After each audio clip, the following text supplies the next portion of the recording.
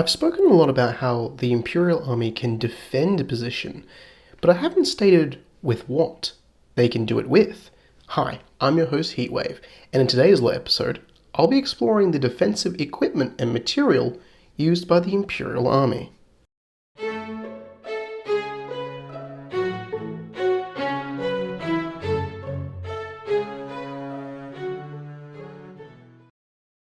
Okay, string the wire from here all the way over there.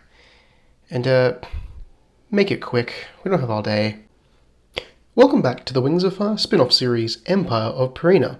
In this episode, I'll be looking at the gear and equipment used by the Imperial Army to hold off enemy attacks. This equipment, though, unless stated otherwise, is only handled by Imperial Army combat engineers and field engineers. You can learn more about them by watching my episode on combat engineers. The history of digging in goes back to even the War of Unification.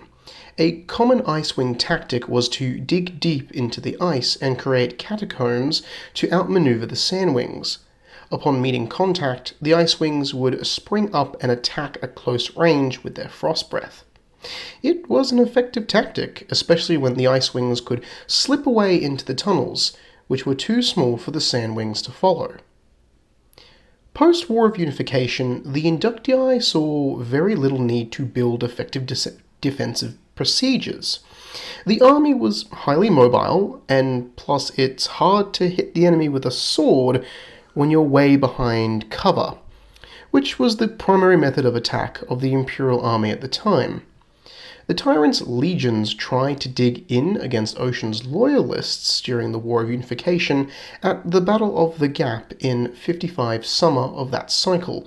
You can learn more about that battle by viewing my episode on the final cycle of the War of Unification.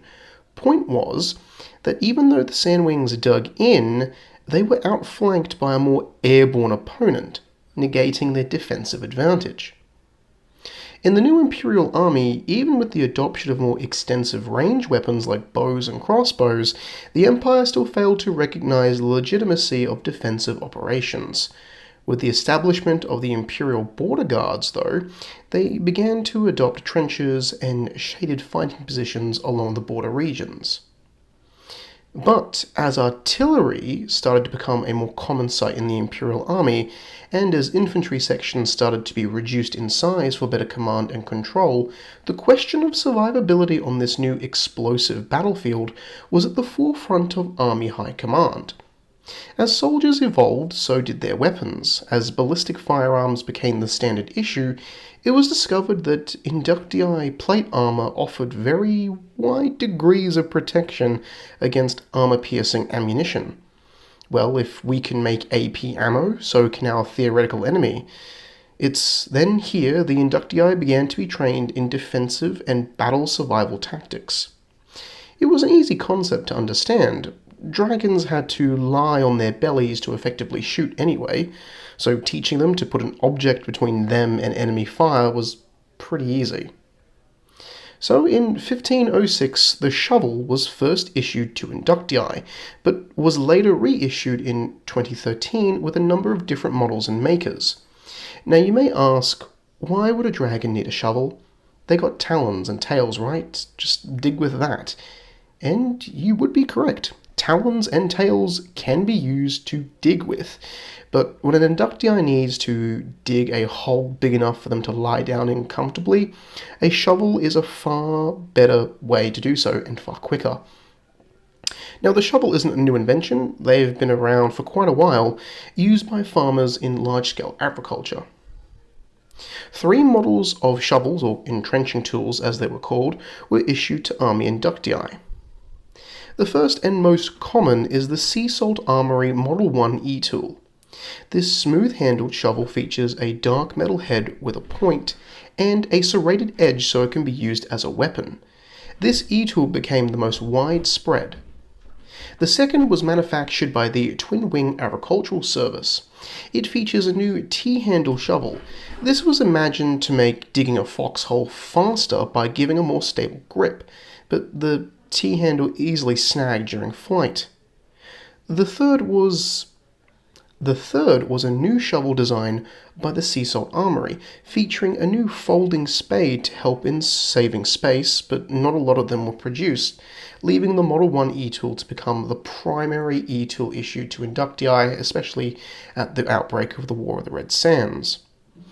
To note, combat engineers also carry pickaxes and other tools for constructing and digging, unlike Army inductii, who simply carry the shovel. Inductii were trained to, when given the order to dig in, to build foxholes. These oblong holes are deep enough to allow inductii to lay down in it, using any excess dirt or sand to pile it up at the front to provide a little bit of cover. It didn't really do much to stop a bullet, but peace of mind was there. Multiple foxholes can be combined together into fighting positions, trenches, and also gun pits. Of course, an e-tool isn't always the first thing an inductii will reach for when digging in, especially if under fire.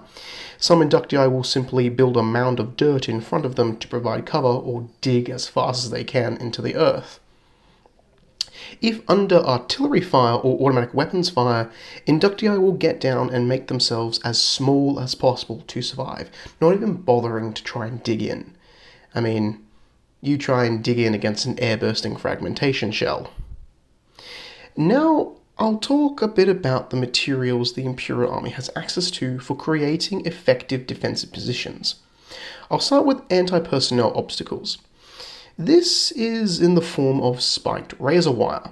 Unlike SSG barbed wire, the Empire used small razor-thin spike heads mounted on a steel cord.